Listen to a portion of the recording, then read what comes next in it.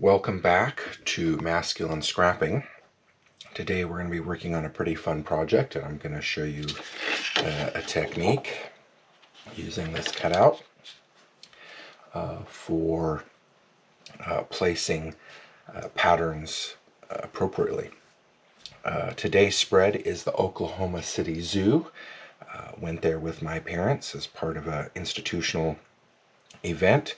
I've already done some layout and matting, and I'm going to show you a unique border piece here. You can see this elephant piece I'm actually going to overlay on top of the picture, so we're going to have to be a little careful with that because it's on both sides.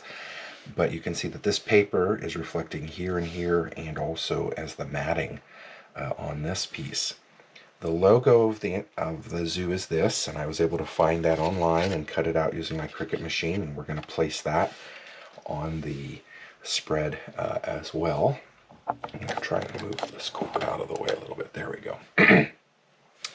And then I used a very sharp pair of scissors to cut out this pattern so that we could kind of have the 3D effect on this side. This is a patch that I got from the zoo store, and we are going to affix the map using a strip of paper so that this can be pulled out like this. You'd have to take it out of the plastic page protector, but the reason I'm doing this is folded in such a way that the part I don't want us to see is in the wrong side. So there's no real way to glue this down so that it can be opened by the reader.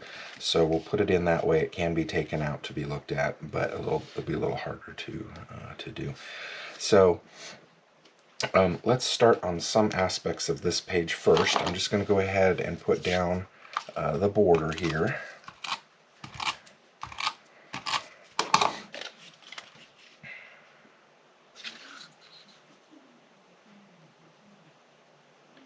There we go. And then we'll put this photograph down. These will kind of be anchoring points for the project. Background paper I took out of a Safari book pack. It's nice and thick and works real well. So I'm gonna just move that off to the side for now, and I'm going to show you this technique for placing things perfectly. I'm just going to lay this on top of the project and then use it as a template. Now sometimes I'll tape these together, but this is these are big pieces. There we go. I'll just put that in place, and then that'll kind of help hold the project while I put the other pieces in place. Now here's the problem. I've got to figure out which one of these is which. Nope. Okay, that one goes there.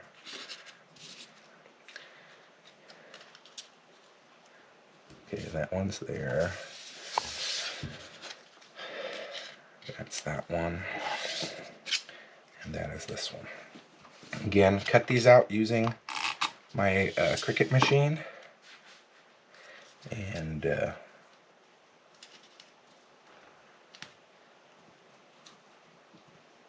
well, maybe that's not that one. Well, close enough.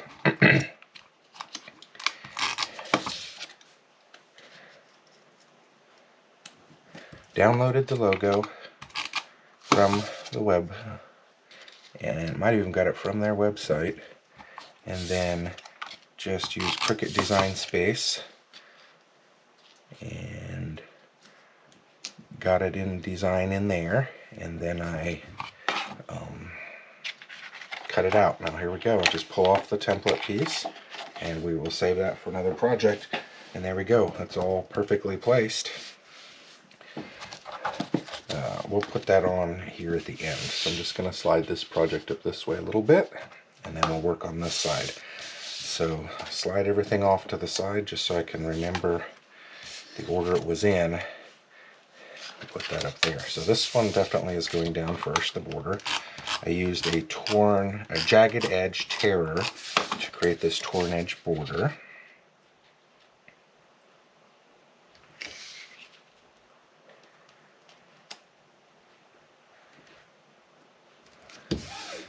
Go.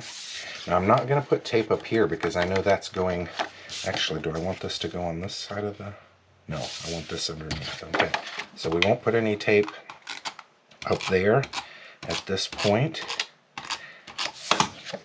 We'll be able to put some on a little later. Alright, there we go. I'll put the photographs back in place so we can make sure how they're going to align. This is the picture down here that was taken when we entered the zoo. I don't remember what I paid for it later, but I often will buy these pictures even though I know they're overpriced, partially because they always have the date and the location so I don't have to journal, but also it's a nice way to make sure the whole group is in the photo at the same time. And sometimes they come with really cool envelopes that you can use in your scrapbooking. This one did come with a nice envelope, but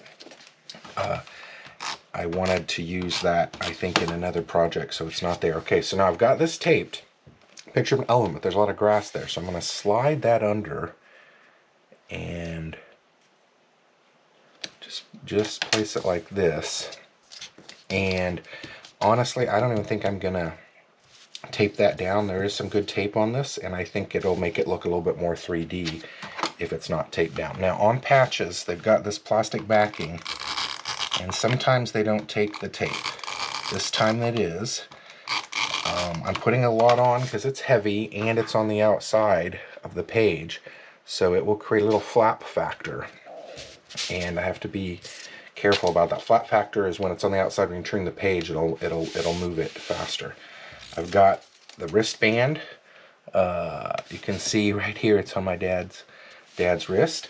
And I think I'm just gonna, it's weird because this is blue, it doesn't really fit in with the rest of the colors, but I do think I'm gonna place it there. Little piece of ephemera. I like to get the ephemera onto the pages, just as a little bit of a memory piece. I think it's cool. Okay, so that's in place. So now, oh, I had a feeling that was going to happen. The back of this wristband is a little waxy, so it's not holding real tight. Oh, okay, yeah, I rubbed the ink a little bit too much there. That was my fear.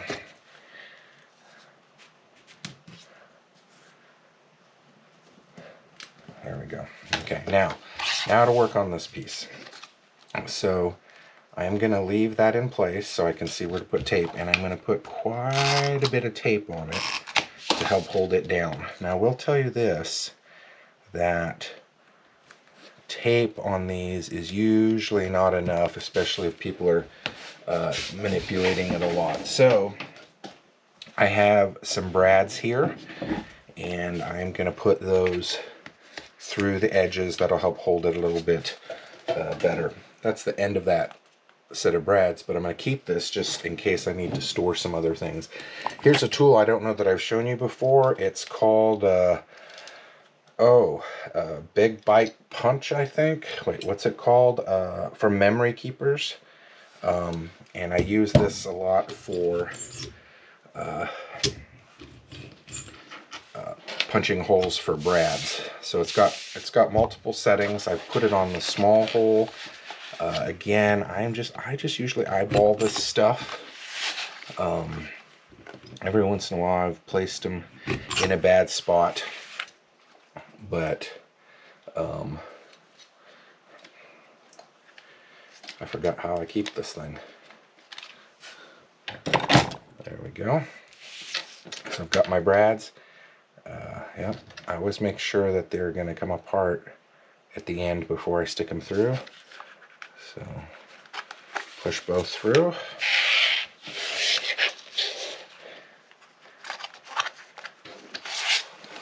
Flip the project over and then spread them out.